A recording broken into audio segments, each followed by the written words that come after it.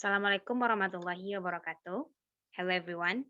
My name is Resfida Yeni and in this video I would like to present about the analysis of Alice in Wonderland.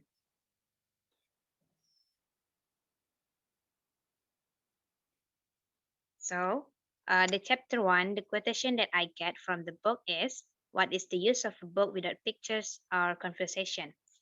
Alice asks herself this question in the in the first paragraph.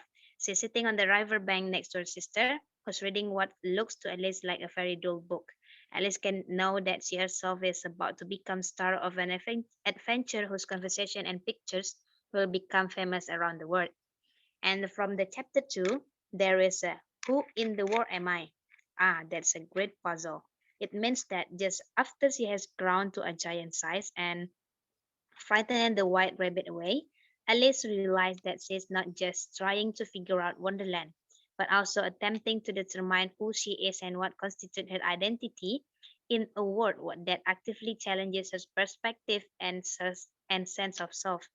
And Wonderland has already begun to affect Alice, and she rightly understands that her self perception cannot remain fixed in a world that has drastically different rules from her own.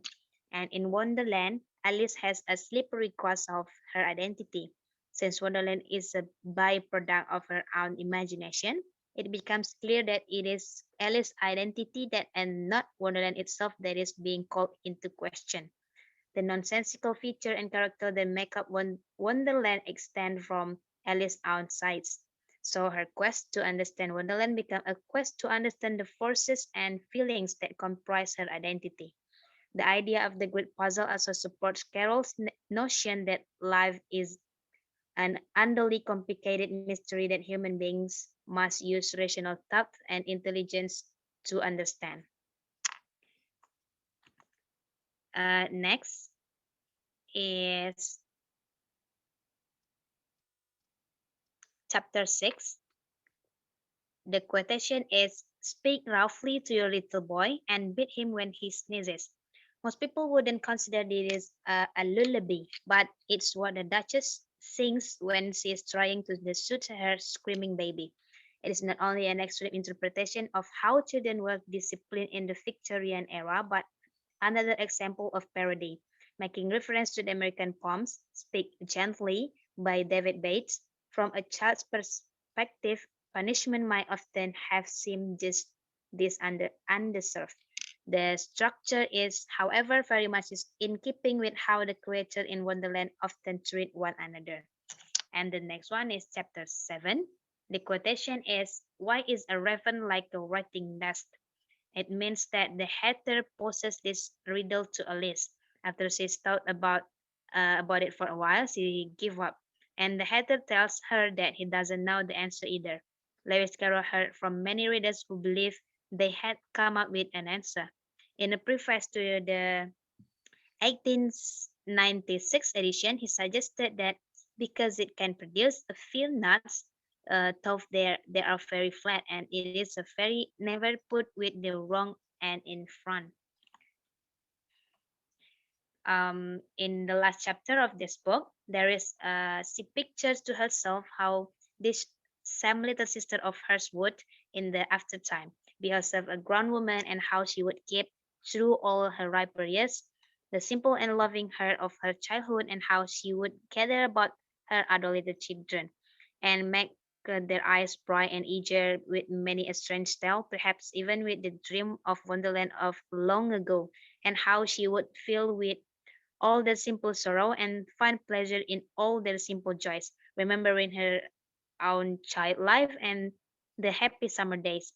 This passage has a tone of long-winded, golden nostalgia and differs dramatically from the rest of the story, which is generally economical in words of nightmares for Alice.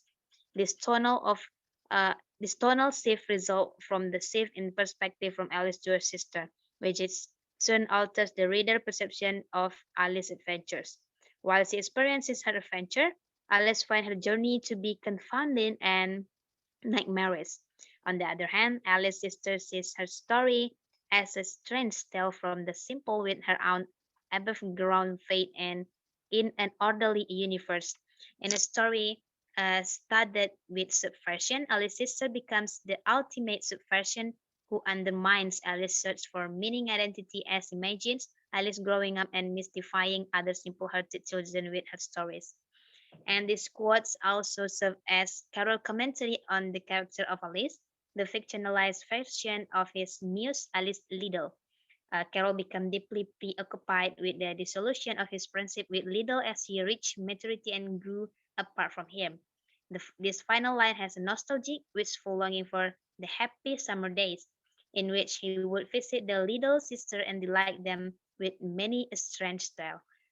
Ultimately, Carol realized that these happy summer days cannot last, and like Alice's dream or even Alice's sister's dream, the simple-hearted love of a child will fade and leaving him only with memories of child life. Next is the symbol that contained in this book is about the journey. Despite its dreamlike qualities, Alice in Wonderland shares the same focus as many other fantasy and adventure novels, that of the main character journey. This journey is not only geographical but also psychological and emotional. In tandem with her journey through Wonderland, Alice progressed toward adulthood, learning to question the orders she received and to rely on herself. And also about growing and shrinking, that means Alice undergoes 12 size changes in Wonderland, almost always as a result of something she eats or drinks. Repeatedly, she's the wrong size for whatever she's trying to do, too big to into the garden, and too small to reach the key that would help her get in, and so on. So until the caterpillar gives Alice the mushroom, she can control how big or small she gets. She just has to accept whatever happens. Of course, children can control their growing in real life, and children at the age of puberty are famously awkward. They feel too small for some things and too big for others. The growing and shrinking in the book are clearly signs for growing up, for reaching maturity. As the carol depicts it, growing up is a painful and confusing process, and it doesn't necessarily have positive result. So that's all about my analysis of Alice Wonderland. Hope you enjoy it. Have a nice day, and assalamualaikum warahmatullahi wabarakatuh.